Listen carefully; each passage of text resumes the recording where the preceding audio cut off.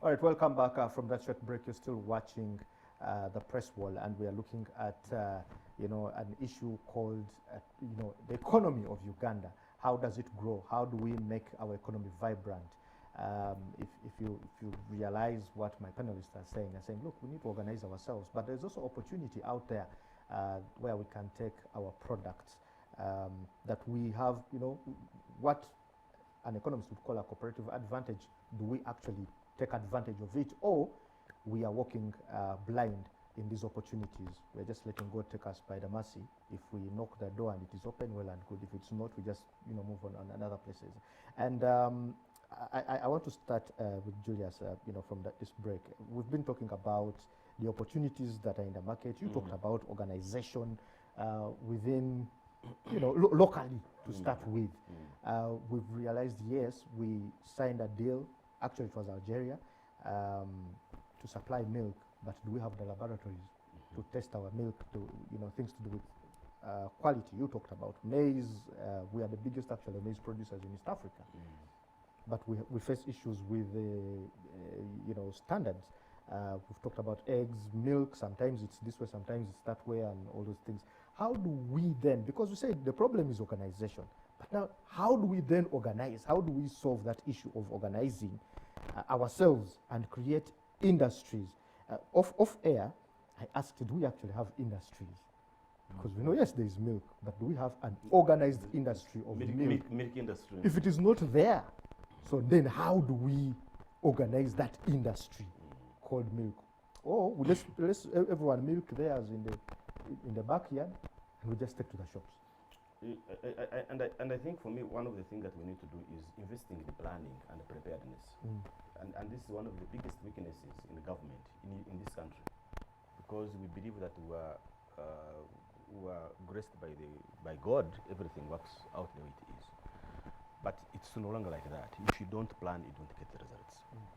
I know a friend of mine was telling me how we had gone to negotiate for fish market in Europe.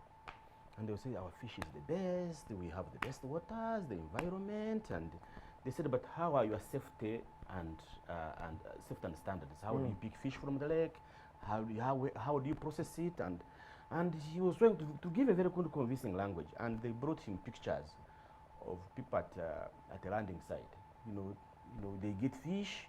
They are when it's a huge importer. You drag it in the sun, and then he threw it on the pickup. Around 5 or 10 of them, and then they put a caviar on top of it, and then the guy slept on them, and then the car started moving. And he was telling me, Julius, I just wanted to freeze and disappear. Then they would show him pictures of people selling Mputa, and the fries are everywhere. And so he's like, we were like, let's go back and prepare another presentation. So if you want to get into that market, there are certain preliminaries you need to do. If we say we need to send milk to Morocco, what kind of milk does Morocco want? Do they want that milk where the fat content is less? Do they want that kind of milk where they need whole milk? Do they want milk that is sweetened? There is chocolate, there is vanilla, there is, all those things.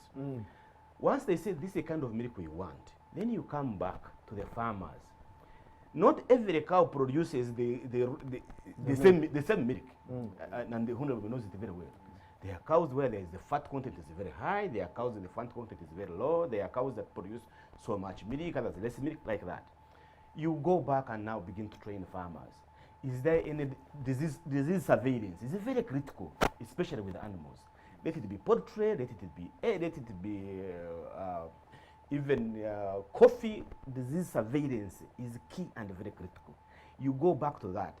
So all those investments are needed to help us establish a strong industry in a particular area. And say if it is milk, then we know we have now fulfilled the conditions of the Morocco milk industry.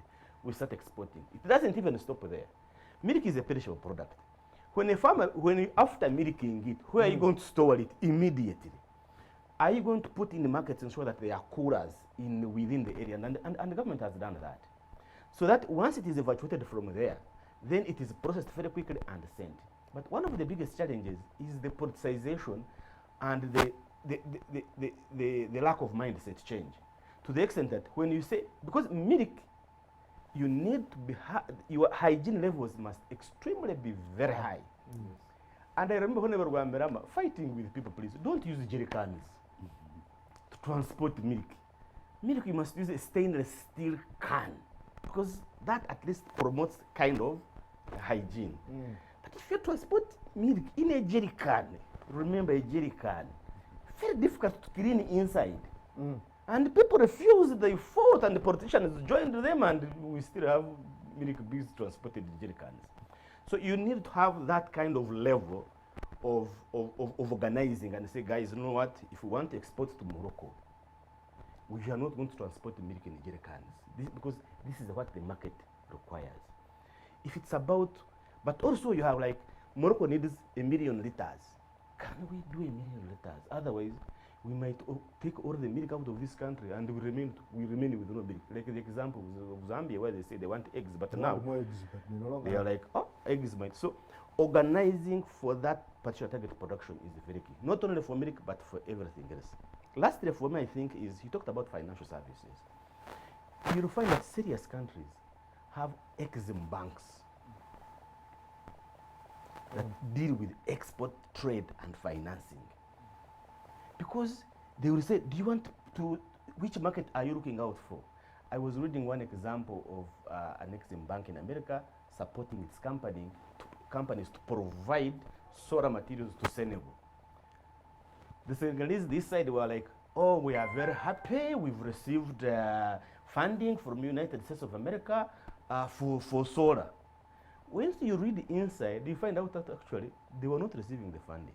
It was a loan, but the money was given to American companies to supply solar to Senegal.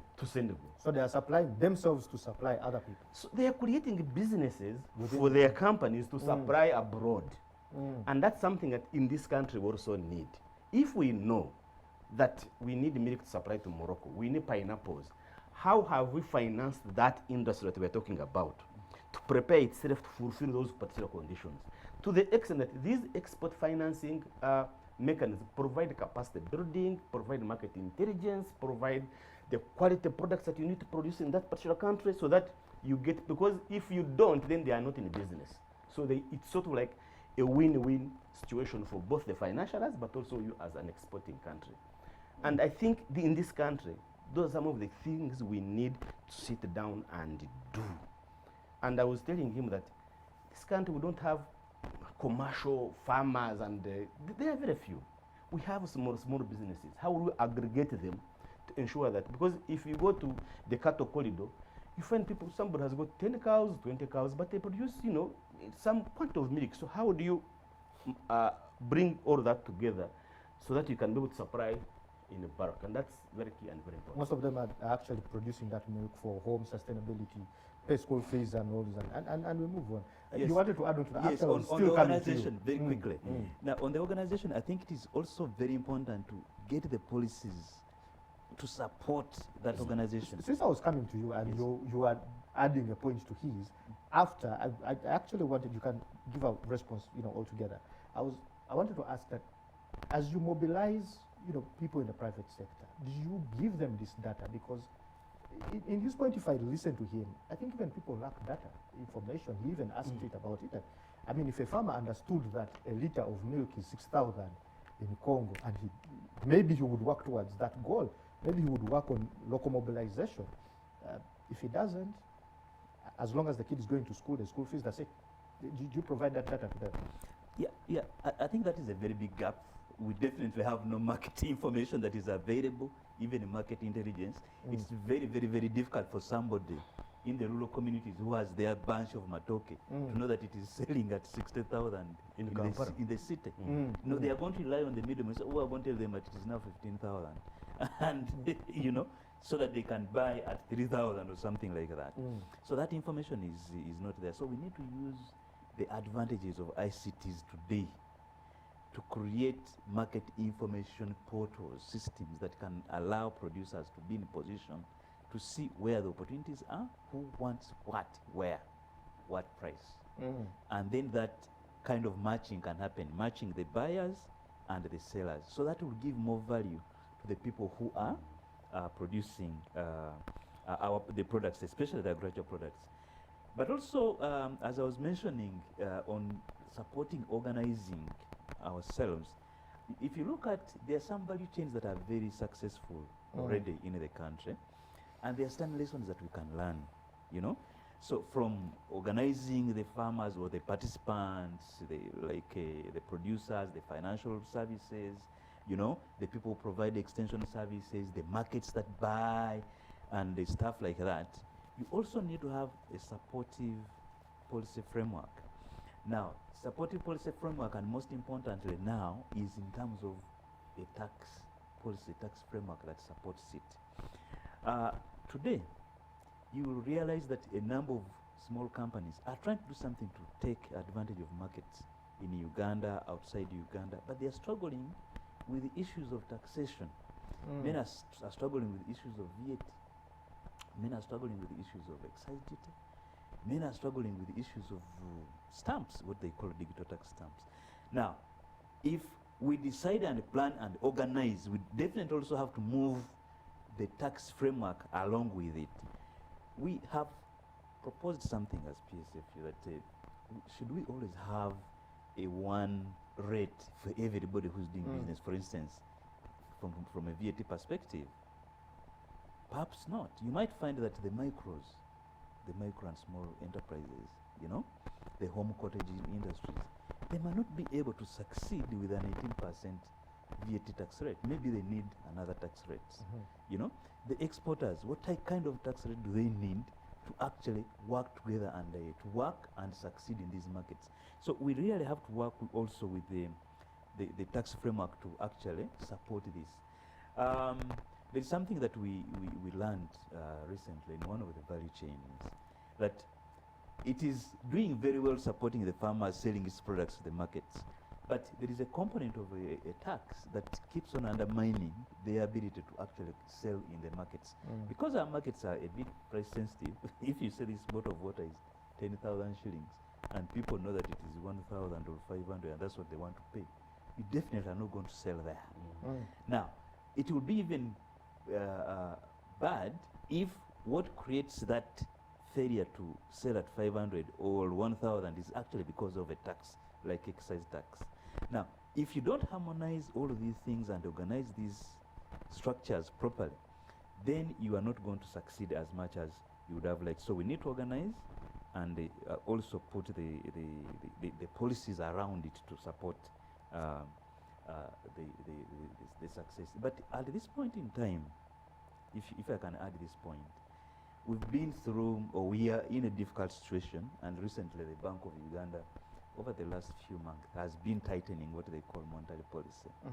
But for the first time, we also saw the fiscal policy tagging along with the monetary policy. In other words, the government the government expenditure was also tagged along the monetary policy. It was also tightened so that inflation can be fought. And I think it is pleasing to learn that inflation, as using the words, has lost momentum. It's now there at 10, Yes. 9, and Now, if that has happened, we really need to start easing, so that some money gets to the people. Buy some goods. You know, this will start now creating demand and extending some of the markets locally, so that now you could have more production, you could have more hiring, you could have more taxes being paid. So we just hope that beginning of the year, especially on the fiscal policy side, that we'll start seeing some money being released. So let the local governments get some money. They have not had money. And in some cases, even employees have missed salaries. In some cases. actually, the Minister of Finance, the PS, Govi, came out and well, he said that it's just that people have been putting in, there are some ghost workers and people got to payroll in the wrong way. He gave his reasons there. Yeah, but on the whole, it's been that they've been releasing not as much money as they should have been releasing because of the inflation-related challenges. Now that it is lost momentum, as they say, we need to start seeing some easing, so that money Money starts moving, flows around money the gets back. country. Yeah, people who have fun call it injecting money in the economy. But I'll come. Let me come to you. And this is, we are going to switch our gears smoothly into this, and you'll see where it's coming from. Yeah, because you talked about the economy, you talked about government releasing money, but you're in Parliament. You've been debating budgets. You know, these budget drafts that have been coming out, and Mr. Julius here, you know, hinted something about, you know, the budget. Do we have enough money to inject in all these government projects that we have, the budget, actually to facilitate the budget that we are debating in Parliament? Very tough question. Because we need to release money. Yes. We need to release money. It's a very tough question. But when you go by the statistics that we get from URA is doing quite well. Despite other issues, because they are also squeezing taxpayers against the war. You know, you should correct tax and leaving some gap for somebody to breathe and continue trading. Business. So there is where they are rough, with interest rates, with penalties. So when these are corrected, they make them perform very well. So in essence, back to your question, does government have money to spend? Yes, because URA is doing well and we are borrowing more. I'm going to come back to the issue of borrowing. So the money is there to spend. However, as he has put it, my Francis has said here, it was withheld to fight inflation. But for me, in my mind, I think that the government was a bit broke also. It could have been a coincidence, but a coincidence that helped slow down the momentum of inflation, which is a good indicator to the economy. Now it is time to release the tap a bit and money flows into the economy. However, let's make an assumption that the government actually has money and it had deliberately refused to spend. It is now time to spend. When I go back to the issue of debt, because that's why I think that there is money to spend. We've been authorizing loans as a parliament. We've approved loans, and as a result, the public debt, as you have seen, is projected to rise from 48 to 53. I think we already around 50 now, or 49 point something. Yes, 49.9, so it's 50. However, the question is, when we borrow this money, where is it invested? And at what cost of investment? There are two critical questions. Where is the money invested and the expected returns on it? Because when you borrow money for investment or relief. You can borrow money to relieve yourself. But this money you borrow to relieve yourself of issues that you have at hand should not be substantial. However, the money you borrow to invest should be substantial, but also in which sectors are you investing? They are short term and they are long term. Long term. Now, if the money that is borrowed is invested in long term, all of it, then you are likely to have issues. So the debt must also be balanced on, has it come for relief? Has it come for short-term investment? And has it come for long-term investment? If that debt is not balanced, that is the first principle. Is the debt balanced in those three areas? Then the second principle is, what is the cost? because if you are building a road, what is the cost of that road? We usually see in the social media, sometimes it is difficult to prove whether they are correct or not, saying that our roads are the most expensive across the world in construction. The express highway. So if the roads are very expensive, it means the cost of that money will be very high. When we go to pay it, so you'll find it was not Francis, it was Julius who said it earlier. You see, this money which the URA is collecting, almost 50% of it is going to pay interest on loans, on debt. So if you are paying 50% of your collections on debt, your prerogative, we call it discretionary expenditure, where you have the decision making, the MPs, where they are now having freedom to decide on where money should go. It's very small, okay? Is the other 50%. Okay? So you will find that we'll be being blamed as MPs that we are not making good decisions on where to invest. Yeah. Okay? As MPs, the parliament will be bashed. But it is not the fault of parliament. The parliament is having maybe 1/3 or half of the cake to decide on of what is available. And therefore, the other cake is already decided by the policies that are there. So what we need to do is borrow. I support it, because since we don't have our own money, the only way to grow is by getting debt to support our growth. But once we get the money, we must invest it in the right sectors and divided into those three: short term, middle term, and long term. And then lastly,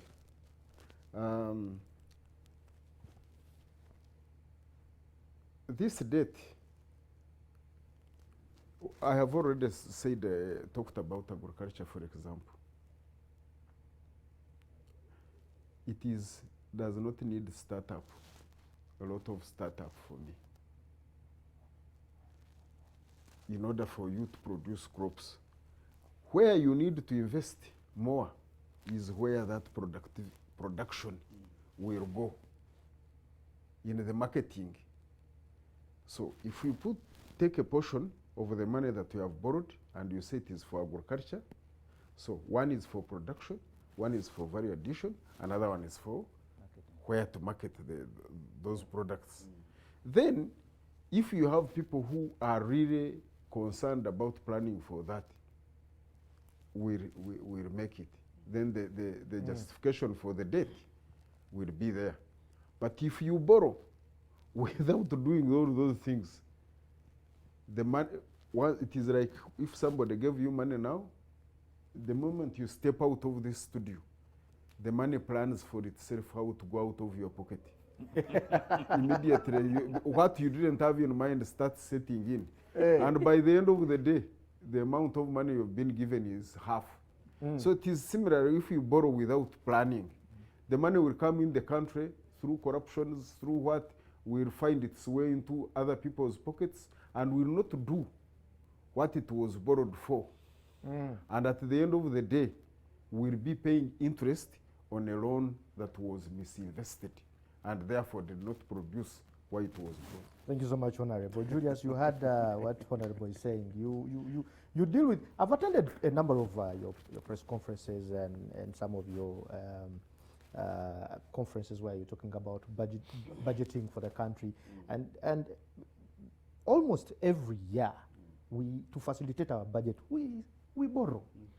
And not exactly his words, but how I could have understood him, is that when we get this money, we somehow lose our financial temper and and inject it in the economy the way we want. So how do we reduce? We allow it to plan it for its exit. So how do we, avoid such circumstances that when we borrow money, we put it in the right places? But should we again At borrow? the right cost. Can we operate within our own means without necessarily borrowing? I mean, a friend of mine said that actually we can trade ourselves out of poverty without borrowing. And that's the trade we've been talking about. You just imagine those Matoke cooperative union, immediately they get that truck and start selling to Kampala, to Mbale, to Guru. That constituency would be transformed within 1 year without any borrowing. So we can actually, as a nation, if we plan well, we can avoid this massive borrowing and actually generate our own resources. But because we are unable to do that, then we have to go ahead and borrow. And the borrowing is not bad, I can tell you. It's not. But it's a question of what you are borrowing for. And so in this country, we have projects. Somebody comes up with the projects, we take it to Parliament looks at it, and it passes. But I think the fundamental part is we have two issues: lack of preparedness to start a project. We are driven by the amount that is there, we need to capture it. But once we invest so much in that, we forget that this money needs to be deployed. And that's why you hear a project that is supposed to take 3 years takes 20 years. Because you did not think of so many things that are likely to happen. Just 1 minute. In Uganda, how much bananas do we produce?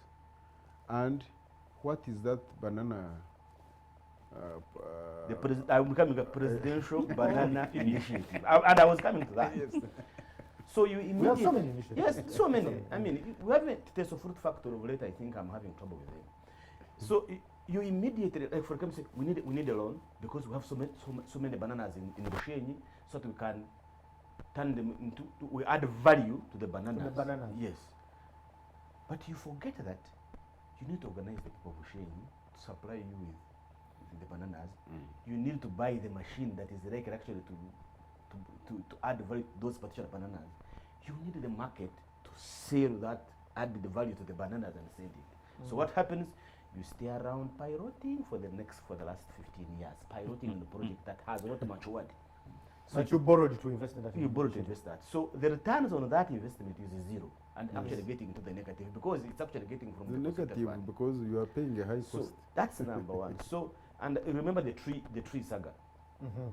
They constructed the road until it reached the tree, and the owner of the tree said, my spirits need 500 million. But if you had planned properly, you would know there was going to be a problem with the tree, and you would deal with it even before you borrow the money. You could even have said, okay, fine, if it's go under it, bypass it, leave the tree there. You would have had that in the plan. But because our planning is a bit of a challenge, we didn't anticipate. We thought things would just move on. So the question of implementing, we have the challenge of investing in preparing ourselves to start a project. And he will tell you, not everybody is a project manager. No. Project management is a skill, is a specialty that is supposed to be done. He mentioned about the cost of the loan. So where do you get the money? And let's go back to the recent 2 loans, one from the World Bank and one from Standard Chartered Bank. So those are, so No, we also have local commercial bank. yes, I mean Standard Chartered Bank. So for me is the World Bank has a loan, 40 years to be paid, almost 0 interest rate. Arrangements pay around 1.5% or 1.5%. But it takes long to negotiate that loan, for almost like a year by now to negotiate that loan. You have not prepared that. You need money this financial year. So you rather now go to the commercial loan because it is quick. The moment it arises for it, they will say, oh, interest rate 5%, payment period 10 years, and grace period 4 years. In 4 years, you have not even started implementing the projects that you want. So at the end of the day, the cost You start paying the loan before you even spend the money. Before you even You've not spend the money. invested it. Actually, government of Uganda has got a 5.5 billion loan portfolio. The undisbursed loans we have are at a cost of at a figure of 5.5 billion. This is the amount of money we contracted to get from different creditors. We have failed to get it out simply because we are not prepared to spend it, and therefore we start paying. We are paying interest on loans that we have not. We have not yet spent. We have not utilized it. So, and I think that's where I was telling you, it's time we get back to the drawing board and say, what are we borrowing for? Are we able to do it? And I've encouraged I'm encouraged by the current PSST, because it's like, by the time you get a project into our system, it should be ready to move.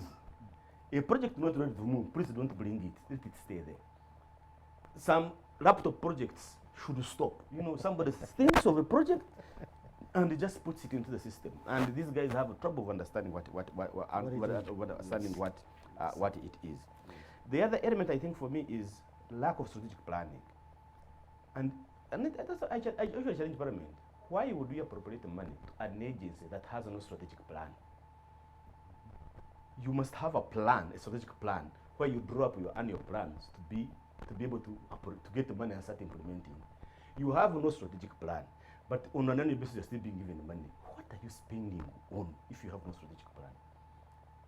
So that's an element that we need to fix immediately. You have no plan, no money. So go and plan.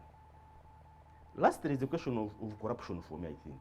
And I think for me is in this economy, for it to be able to move on, is to address the issue of corruption. And corruption in this country is, we no longer go to the money, you get the money and run with it. No. It is executed very well. It is planned for, it is appropriated in Parliament, and you implement it. Now, you've heard of KCCA, where I'm saying that a kilometer of a road in the KCCA for a project they have is going to cost them around 14 billion. 1 kilometer? 1 kilometer, 14 billion. This is the place there are no swamps. You are repairing, you are not starting new roads. Let's forget about that. Usmid project, where you find that street lights from the same supplier, but different municipalities were having different prices. Some were having 2 million per light, others were having 80 million. From the same supply? From the same supply. And you're like, what has happened? So, if in this country we cannot have a price list, this is going to cost us a lot of money, which would have increased their physical space to be able to supply. And say, for us in this country, this pen, we shall buy a pen at 1,000. In this country of Uganda, a pen we shall, so whoever wants to supply us a pen, this is the ceiling we are going to. You mentioned that, but let me ask this question, and this is for me to know, and probably the public. Is there a price cap from the PPDA No. when it comes to procurement? No, it's not there. No. Okay. And if you put it there, let me tell you, then you've knocked off 50% of the corruption magnitude in this country, because it would mean that, because look at the cars, you know, this country, look at the cars. Every minister is driving a different car. You know, the technical officers are driving different cars. But don't we have a standard in this country which type of cars you're supposed to buy? And say, for this country, you must buy this car and put at this price. So if you want to buy from Toyota, from Mitsubishi, from... You're only spending $30,000 on a car. That is it. But a car can cost $1 billion in this country. And you wonder whether you stay in the same country. And another one will cost 200 million. And probably also actually almost at the same grade and level. So when you don't deal with those are the leakages that are in the system that are draining out all the money which you would have received and saved and do important businesses that this country that we need. The money we need to invest in marketing, we are talking about regionally. The money we need to invest in logistics. Because if you want to deal with the markets, especially for us who are dealing with agriculture, you need to have, for example, cooling, how do you call them? They have the coolers. Yeah, in Goma, in Kinshasa, so that this small scale and medium enterprise person, he's able to say, okay, if I'm going to trade in fish, I know where to put it. Coolers and In the case it goes overnight, I can There are stop over coolers here. and cold rooms. cold rooms, Cold cold rooms. room facilities. Mm. I would know where to park and put it there as I wait for my customers to come and pick it. Because that's what every country is doing. Every country is doing in this world. They invest in those, but to facilitate their own businesses. And I can tell you, we can't do that in this country because we don't have money. Interesting, Julius, there. I wanted to supplement something on, It's okay, go ahead, yeah. on what the Honorable and the Mr. and Julius Julius have mentioned. I think something to do with the, if you see that we really are like in a debt, it's not debt distress, I should say, but we are around there. We should ask ourselves. The gap is closing. Yes, we We are should ask moving there ourselves. very fast. The loans that we contracted, what were they for? Were they supposed to generate revenue to actually pay back these particular loans? I think this discussion has not happened at all. I know that a number of projects, a number of things that we borrow for, we sometimes do feasibility studies. But you know, a project or a business is feasible within certain assumptions. And those assumptions are sometimes related to cost, to time implementation, but also to the circumstances, some macroeconomic fundamentals that you are working with. Now, I want to ask ourselves a question. If you look at all these loans that were borrowed, have we gone back to look at the feasibility studies that we prepared before Before borrowing them. before borrowing? Have they served the purpose? Yes, and then look at the implementation that has happened.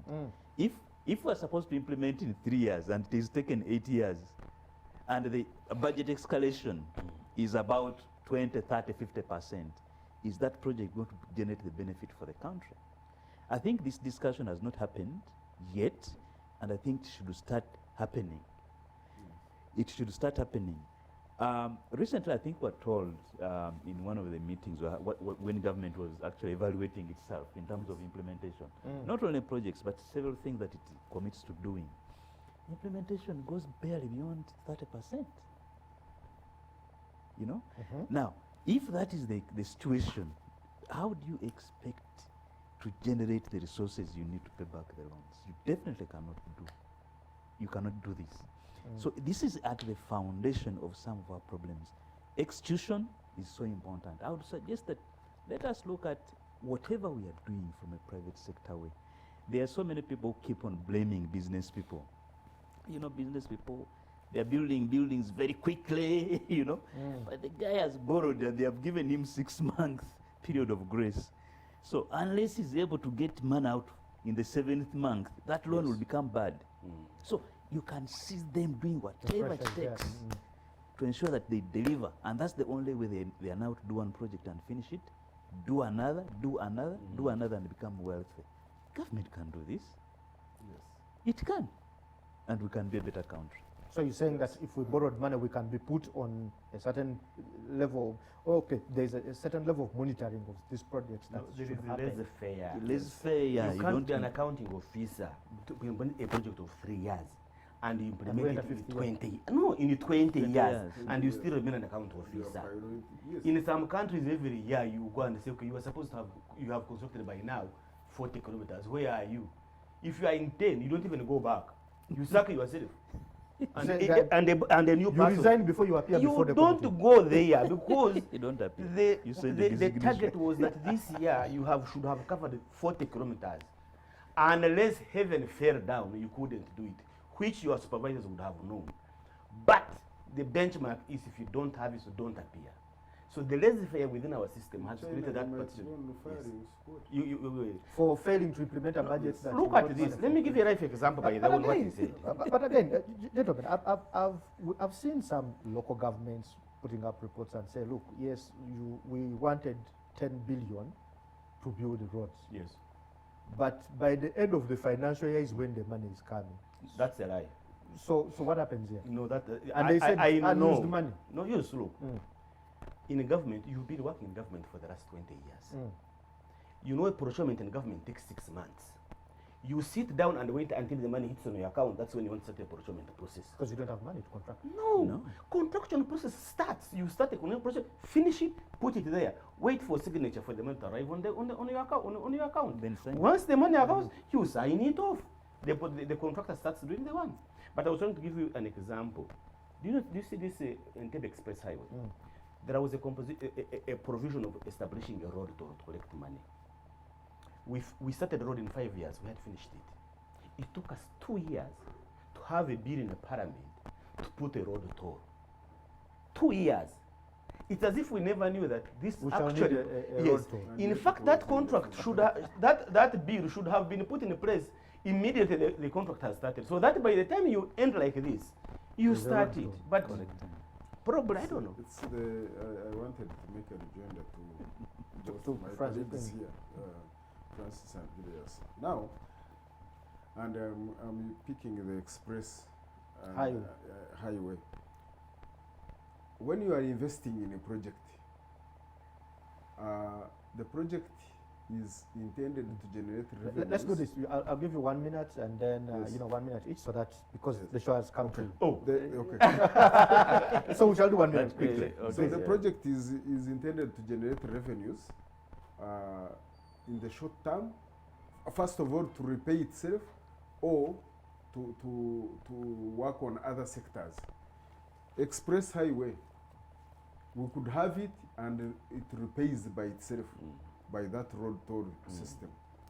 But Jagari, when you invest in electricity, you could have a component in the tariff that is repaying the loan. And then the rest is for investment in the Energy sector. energy sector. Now, I want to applaud the speaker and the deputy speaker, because recently in parliament they have introduced, which we have agreed and adopted, MDAs must account to the full parliament by presenting their performance reports, Yes. which we should discuss. Yeah. And then that's why we shall identify, we don't have enough time to discuss it here now, but we shall identify which MDA is not performing and where. Okay? His Excellency some time back insisted on 2 aspects: permanent secretaries or high executive officers all going for MBAs. Okay? It was a good precursor, so that they have managerial skills. Also, contracts for permanent secretaries and high executive officers. But these things have been relegated, and yet they would be the basis of evaluating performance and then continuity on the job. Thank you so much, Francis. Sorry, Honorable Basil. Yeah. Yeah, thanks very much, Darren, In a and to thank my colleagues for the wonderful discussions, and for the viewer out there. Really, we really are happy to know that you are there and taking in what we are actually discussing. Now, 2023 should definitely be a good year, given the kind of indicators we are seeing. But the economy is actually what is in your pocket, dear member, the public. The economy is what is in your pocket. So let us make 2023 a year of each one of us having some economic activity. Let us all be participating in the economic activity, and what will come in our pocket will be what will be, will be our economy. I thank you very much. Oh, I mean, thanks so much. Thanks. It's been a nice show. Thanks, Honorable, and my brother. It's a nice show. But I think in terms of, when I look at 2023, I think I've been telling Ugandans really, let's work hard. I think government is really on a tight, the things in government are tight right at this particular moment.